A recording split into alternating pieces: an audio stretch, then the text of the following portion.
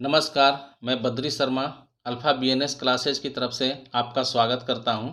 आज मैं वर्ग 8 के हिंदी प्रैक्टिस पेपर 2 की चर्चा करूंगा। तो आइए और नीचे दिए गए गद्यांश को ध्यानपूर्वक पढ़कर प्रश्नों के उत्तर दीजिए।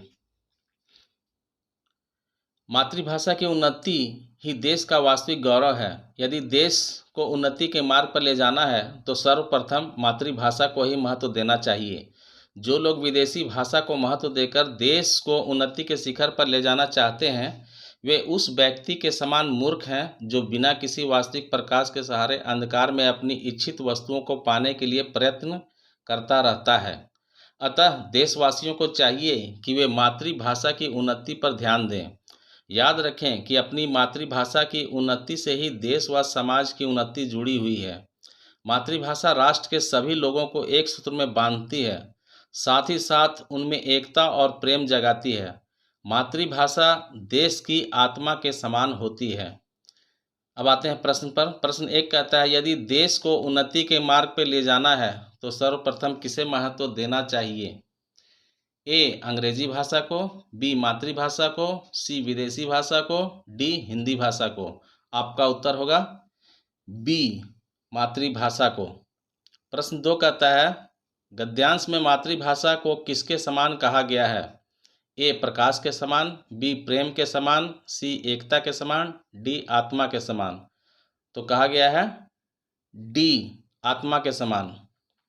प्रश्न 3, मातृभाषा की उन्नति में किसकी उन्नति जुड़ी हुई है? ए देश की, बी समाज की, सी विकल्प ए और बी दोनों, डी विकल्प ए और बी दोनों में से कोई नहीं। जी हाँ, आपका उत्तर होगा सी विकल्प ए और बी दोनों। प्रश्न 4 कहता है, मातृभाषा शब्द किन दो शब्दों के मेल से बना है?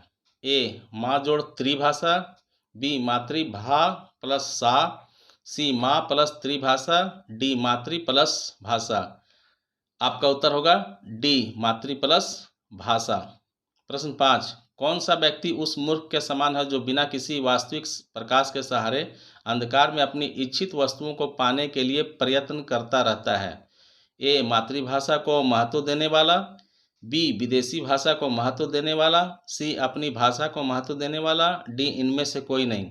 आपका उत्तर होगा बी विदेशी भाषा को महत्व देने वाला व्यक्ति उस मूर्ख के समान है जो बिना किसी वास्तविक प्रकाश के सहारे अंधकार में अपनी इच्छित वस्तुओं को पाने के लिए प्रयत्न करता रहता है। अब आइए नीचे दिए गए कविता के अंश को ध्यानपूर्वक पढ़कर प्रश्नों के उत्तर दीजिए। छोटी सी हमारी नदी टेढ़ी मेढ़ी धार, गर्मियों में घुटने भर भिगोकर जाते पार, पार कर जाते डोर डंगर, बैलगाड़ी चालू, ऊंचे हैं किनारे इसके पाट इसका ढालू, पेटे में झकाझक बालू कीचड़ का ना नाम, कांस फूले एक पार उजले जैसे धाम, दिन भर किचकिच किचकिच किचपिच करती मैना डार डार, रातों को हुआ हुआ कर उठते सियार। ये था हमारा कविता, बहुत ही मज़ेदार। प्रश्न 6 कहता है, नदी की धार कैसी है? ए सीधी, बी टेढ़ी मेढ़ी, सी तिकोना, डी गोल घूमती हुई। उत्तर होगा बी टेढ़ी मेढ़ी। प्रश्न 7 कहता है, गर्मी के मौसम में नदी में कितना पानी रहता है? ए कमर भर, बी गले तक, सी घुटने भर, डी पानी नहीं रहता है। उत्तर होगा सी घुटने भर। प्रश्न 8, कविता के इस अंश में नदी की क्या विशेषता है? ए नदी टेढ़ी मेढ़ी धार वाली है, बी नदी के किनारे एक किनारे पर कांस खिले हुए हैं, सी नदी के किनारे ऊंचे हैं, डी सभी विकल्प सही हैं। आपका उत्तर होगा डी सभी विकल्प सही हैं। प्रश्न 9, झकाझक बालू का समानार्थी शब्द है? ए स्वच्छ, बी गंदला, सी कीचड़ जैसा, डी काला। तो आपका उत्तर होगा ए स्वच्छ। प्रश्न 10, कौन सा शब्दों का जोड़ा सुमेलित है?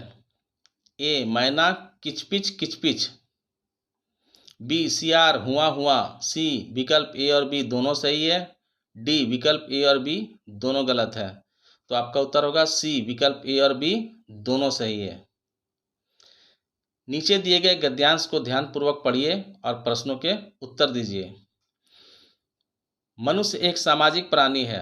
समाज में रहने के लिए किसी न किसी साथी की आवश्यकता होती है। एकाकी जीवन विधाता का अभिशाप है। इस अभिशाप से विवश होकर मानव कभी कभी मानसिक तनाव से भी ग्रस्त हो जाता है। इसलिए मानव जीवन में मित्रता का महत्वपूर्ण स्थान है। मित्रता के लिए विचारों का साम्य होना आवश्यक है। सच्ची मित्रता कामधेनु के समान होती है, जो एक बार मिल जाए तो किसी वस्तु की कमी महसूस नहीं होने देती। एक सच्चा मित्र अंधकार की जगह रोशनी प्रदान करता है। वह हमारे निराश मन में आशा का संचार करता है। मित्रता केवल दिखावे या वाक्पटुता के आधार पर नहीं होनी चाहिए। एक सच्चा मित्र सुख दुख में साथ देने वाला होता है। वह अपने मित्र के प्रति दयालु, सहृदय, उदार और बलिदानी प्रवृत्ति वाला होता है। मित्रता मनुष्य में विवेक, साहस एवं नैतिक गुणों का संचार करती है। सच्ची मित्रता मनुष्य की उन्नति का पथ निश्चित करती है, जबकि स्वार्थवश की गई मित्रता अवनति का कारण बनती है।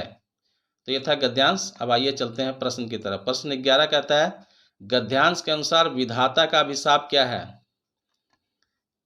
ए मित्रता, बी एकाकी जीवन, सी अनुशासन, डी ज्ञान।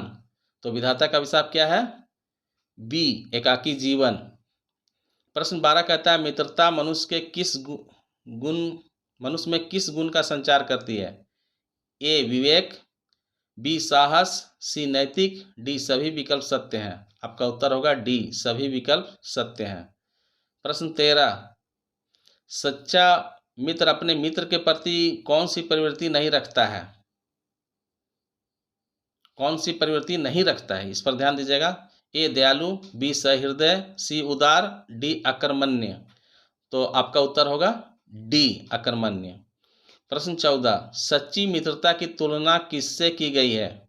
ए कामधेनु से, बी हाथी से, सी घोड़े से, डी कोई विकल्प सत्य नहीं है। तो सच्ची मित्रता की तुलना की गई है ए कामधेनु से। प्रश्न 15, अंश में आए शब्द सामाजिक में कौन सा प्रत्यय है? ए जिक, बी इक, सी सा, डी साम। आपका उत्तर होगा बी इक।